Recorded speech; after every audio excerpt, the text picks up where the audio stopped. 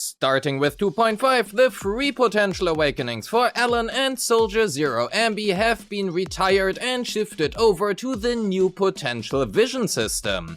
But this is not only the case for those two, but also Soldier 11, Grace and Burnice, who all have received their own buffs as well. In fact, all future agent buffs will now be handled through this system.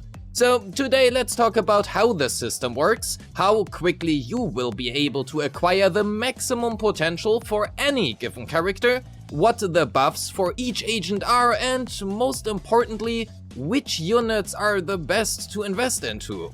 Of course, as always, with my calculations.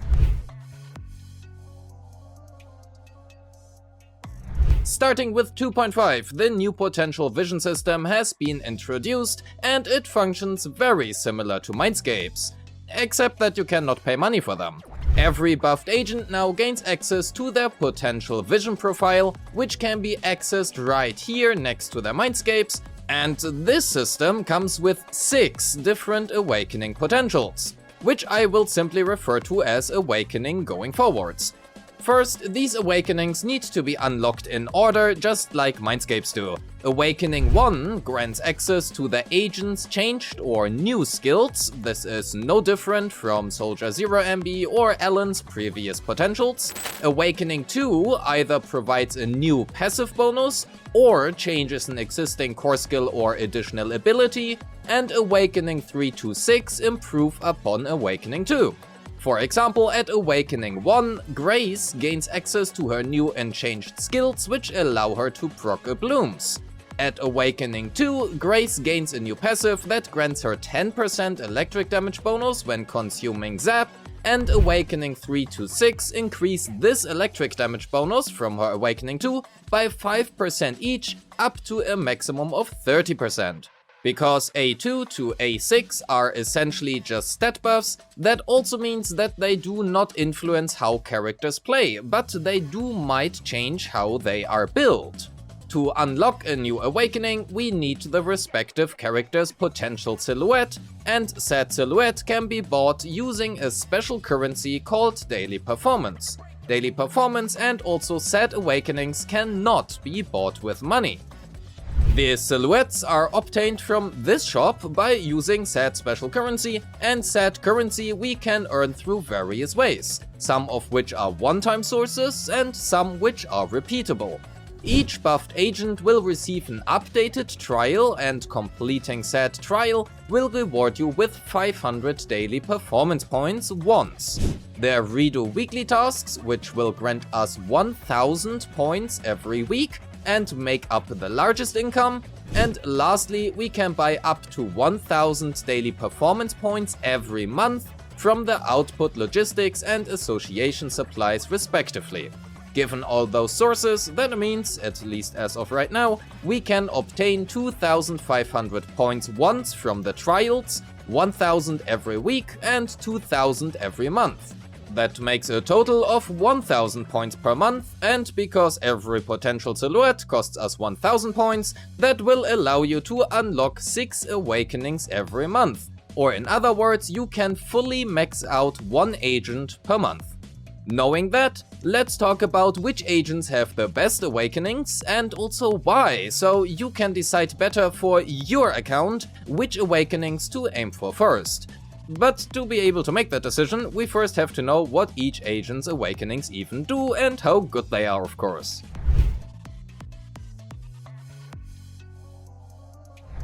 Let's begin with Ellen, because her Awakening 1 is already well known and therefore her Awakening 2 is much more interesting. At Awakening 2, Ellen's additional ability will be expanded upon, and for each stack additionally she gains now 1.6% crit damage, and when at 10 stacks, 3.3% ice resistance shred. Her Awakening 3 to Awakening 6 will then expand upon this, up to a maximum of 48% crit damage and 10% ice resistance shred at Awakening 6. Unfortunately for Ellen, she already has a lot of inherent crit damage in her kit, but the 10% ice resistance shred does help quite a lot, and going from A2 to A6 results in a total personal damage increase of nearly 23%, which is honestly much higher than I thought it will be, and it translates into an approximately 17% team damage. With that, Ellen has the highest personal damage gain from the awakening potentials between the 5 buffed agents, and it is also really good for team damage. Soldier Zero Anby is currently rerunning, and because of that, if you have not had time yet to check out what her Awakening 1 does, check out my most recent Soldier Zero Anby guide. You will find a link in the description or click the top right corner. Her A2 then increases the aftershock damage bonus given to her team from her additional ability from 25 to 34%, and this bonus further increases all the way up to 50% at Awakening 6. While Soldier Zero Anby only gains about 10% damage from this for herself, this damage bonus is also shared to her team after all, which more often than not are Trigger and Orphe, who both will deal significant damage, making Soldier Zero Anby's awakenings one of the best you can choose. It results in a total team damage gain of around 12%. That is 2/3 of Astra's Mindscape 1 just for comparison, and because there's a lot of damage share in these teams, that is better than Ellen's 17%, mainly because of the nearly 50-50 damage share between Soldier Zero Anby and Trigger and Orphe, if that makes sense. Well, and also, you know, you do need to have the right teammates, of course, because otherwise it does, you know, if you don't have Aftershock teammates. Anyway, it's a really good awakening and probably the best one you can choose. Burnice Awakening 1 grants her access to a new EX special that triggers a bloom and requires 12 afterburns to have triggered before being able to be used automatically upon switch-in. Additionally, her held basic attack got expanded upon, now triggering a free afterburn when used, which counts double for the purpose of her new EX special total trigger count requirement. Check out my updated Burnice guide for more information on her. Her Awakening 2 will then grant Burnice some damage bonus and a flat combat anomaly mastery, based on her maximum initial energy regeneration exceeding 1.8, with the amount granted being kept at 20% and a flat 25 respectively, and lastly it also reduces the interval of afterburn to 1.35 seconds. The new passive increases the amount of damage bonus and anomaly mastery granted for each 0.1 exceeding ER, going from A2 to A6, but it does not affect the maximum cap. Since Burnice now has massive energy to spare, we can afford to use her held basic more often, resulting in slightly more anomaly build-up, more afterburn triggers, and an additional 1 or 2 ablooms. Due to how anomaly teams work, the team damage gain is much lower than her personal damage gain. Actual results will vary based on the unit's damage share and hence also depend on how you play, how well built your units are, and so on. Overall, this is a solid buff to Burnice, and while great for Shio defense, due to fire weakness actually being a thing, it does really not help her too much in Deadly Assault. Deadly Assault heavily favors Vivian in all anomaly content, as most anomaly bosses are either weak to ether or heavily resist fire, or both, which makes Burnice just a straight up worse choice than Vivian against basically every single boss. Because of that, while the buffs do help her, I also feel like they do not do enough to suddenly make her extremely viable or an alternative to Vivian in Deadly Assault. Next up is Grace. Not only does Vivian have a blooms, Burnice does now too, and Grace becomes a bloomer as well. Anyway, oh god. At Awakening 1, her ultimate will now grant her 25 stacks of pulse, which she can consume to trigger 4 blooms. She now also gains access to a new special skill which allows her to repeatedly throw grenades, gaining zap and consuming pulse to then trigger said blooms. I recommend checking out my updated Grace guides for more information on that, a link is in the description. At Awakening 2, Grace then gains a new passive that grants her 10% electric damage bonus when consuming zap, and Awakening 3 to 6 increase this electric damage bonus by 5% each, up to a maximum of 30%. This results in roughly 17% more personal damage, but the team damage contribution is again diluted and hence lower. Generally, Grace has probably gotten the strongest buff out of all characters, resulting in a lot more damage than before. Unfortunately, Grace also had the lowest damage out of all other units before. Because of that, 0 times 2 is still 0. Even though Grace has received the strongest buff, at least percentage-wise, she does not suddenly become a meta unit. But she is now able to clear most content, and she also honestly works super well with Burnice, at least I enjoyed that. If you don't have Yanagi or you simply like Grace, I would highly recommend her buffs. They effectively granted her a niche as the only on-field agent that can repeatedly proc a blooms, but because of the anomaly archetype having strong competition, it does not make her a top of the meta pick. Lastly, we have Soldier 11, who, at least in my personal opinion, received the most fun and also most impactful buffs, at least in terms of playstyle. Starting at Awakening 1, she gains a lot of new stuff. First up, she received access to an on-field parry that grants her 3 guaranteed fire suppressions when blocking an enemy attack. Second, her dodge counter does not interrupt her basic attack string anymore. She now continues from wherever we have left off before using it, which is a change that should not be underestimated. Third, she received a 5th basic attack that can only be accessed when she has guaranteed fire suppressions. Additionally, after using her chain or ultimate, the next 5th basic attack she casts will be enhanced, consuming all guaranteed fire suppression stacks, massively increasing the damage dealt by said attack. Fourth, her EX special ultimate and chain attack now all directly lead into her basic 4, and her basic 5 can also be followed up by her basic 3 if you time her input correctly. Which is really cool, because now we actually have timed inputs for her even though she already has fire suppressions. I personally love that. And lastly, using any of those will also grant auto block to Soldier 11 for the next incoming attack. Means if attacked, she will automatically dodge said attack and then follow it up with her parry counter attack. These changes have massive implications. While Soldier 11 stays a very basic attack damage heavy character, she now does more damage using less basic attacks.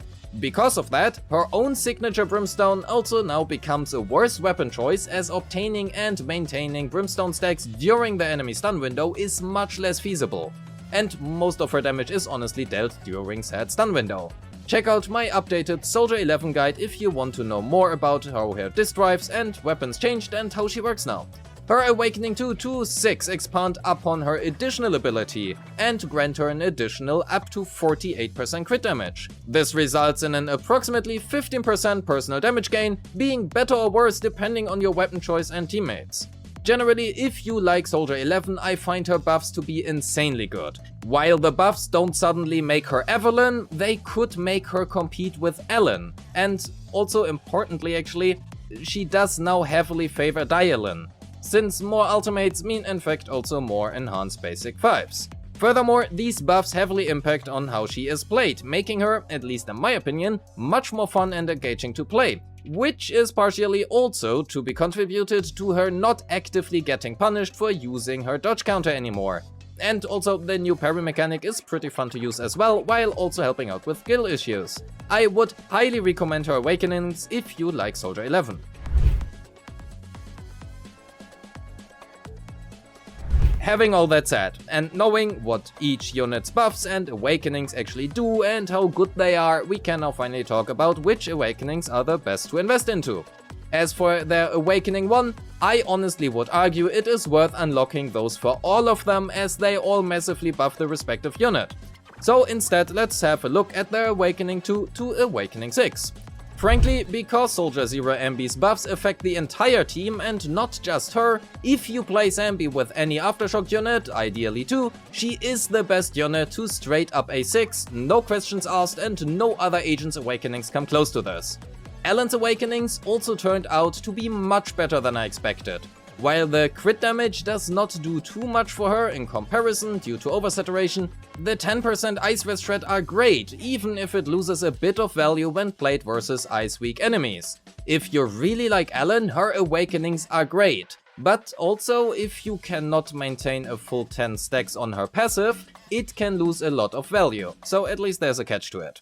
That leaves us with Burnice, Soldier 11 and Grace. All of them have one thing in common. They face heavy competition in their role and are often outclassed by other choices, such as Vivian for Burnice, Evelyn for Soldier 11, and Yanagi, or honestly basically literally any other primary DPS anomaly unit, for Grace. Because of that, none of their buffs will make them a highly meta-relevant character as of right now. Which also means we should not evaluate those from a meta perspective. At least that's my opinion. There is one argument to be made for Burnice for Shio defense, as it, as already previously mentioned, features much more fire weaknesses, which is also often paired with a physical weakness as well, allowing Burnice to shine a lot more when paired with Jane, Alice or Piper. Additionally, Burnice Awakening 2 also grants her more afterburns over the duration of a fight, which results in more fire anomaly, more ablooms, and because she can now partially also scale off energy regeneration, it opens up new build options for her as well. Because of that, I personally would recommend Burnice's Awakening over the pure stat buffs for Soldier 11 and Grace. However, don't expect Burnice to suddenly become a top tier meta anomaly character. Don't get me wrong, the buffs are good and I am very happy about them, but they are not that impactful to suddenly change her from being basically benched to a top tier meta sub DPS for all anomaly teams. Both Soldier 11 and Grace gain pure stat buffs, and whether or not you want to invest into those will purely depend on how much you like them and if you want to play them. And with that, for Awakenings 2 to 6, the TLDR is Soldier Zero Anby is the best investment if you have another Aftershock unit to pair her with, ideally 2, followed by Ellen and Burnice, depending on how much you like them, and then Grace and Soldier 11. Or in other words, while there is technically speaking a correct choice, I do make air quotes right now, it really just boils down to how much you enjoy a unit. But if you enjoy 2 or more of those, at least, I think this can be a guideline to follow along. And with that, we are at the end of the video. Thank you so much for watching. I hope this video has been helpful for you, you have some numbers to go along. Yeah, thank you for watching. Don't forget to like and subscribe, leave a comment on your thoughts on the new potential vision system and the buffs all these units received, and which one will you go for? Personally, I am probably going with Soldier 11. I just really enjoy her new playstyle, and I, well, lost all my 50-50 sir, so I have her M6. Anyway, a special thanks to my YouTube and Patreon members who make this content possible. If you wish to support me, you will find a link to my Patreon in the description, or click the join button right below this video. And as always, I appreciate all of you and wish you a great day. Peace!